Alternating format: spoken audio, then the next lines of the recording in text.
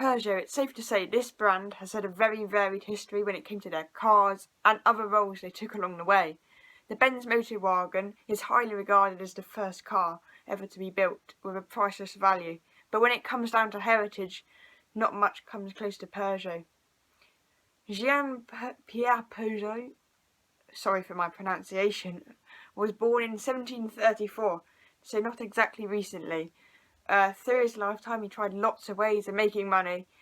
He started by making textiles until he decided this wasn't to his taste. And then he also made dyes. And once again he completely changed direction by making grains.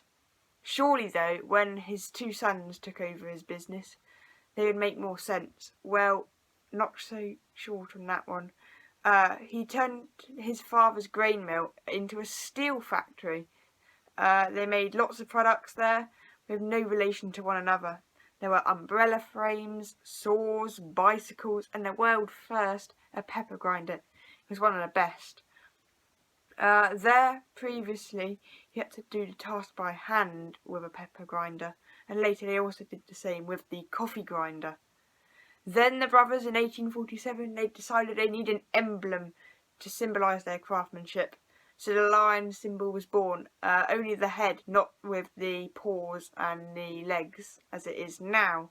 It showed sharpness and strength. It was only until 1889 when they first unveiled their car, or should I say horseless carriage in those days. It was the grandson of the Peugeot founder who decided to build this very niche product. Not many cars had been around, and they all cost far too much for any ordinary person to buy. It was powered by steam, but the next year that idea was ditched and they chose petrol instead. It was capable of 15 miles an hour. That was a rocket speed in those days. And over the years they also collaborated with the likes of BMW and Ford to create engines which Peugeot on their own website say were unique.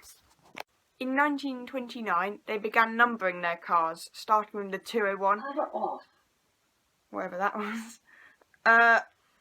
These cars stood for far more popular to the public too.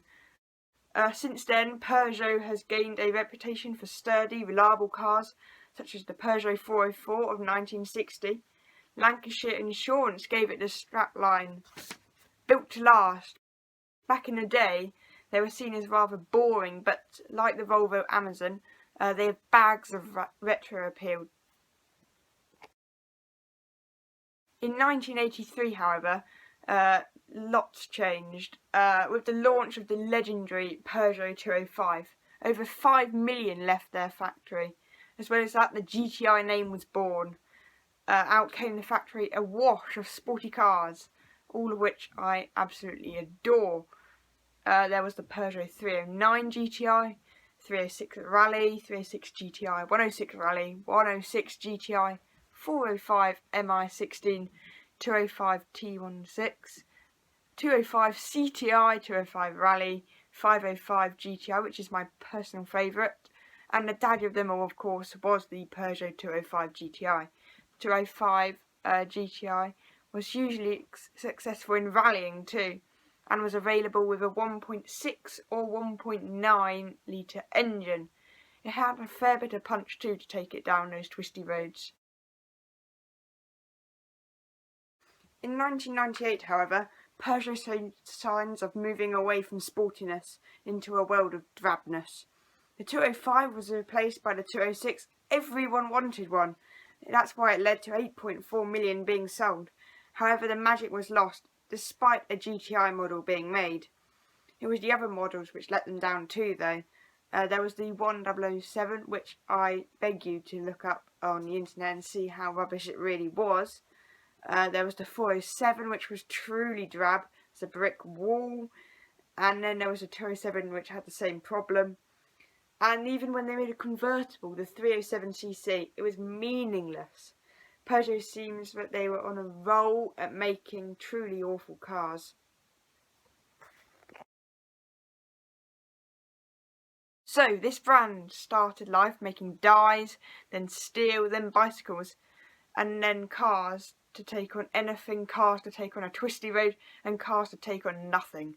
It's no surprises then that Peugeot changed direction again in 2016 with the second generation 3008 SUV. When that was put on sale, it was very quirky, with keyboard instrument dials, a body to rival the poshest of posh cars, and a steering wheel which blocks your view of the speedo if you're a bit, well, short.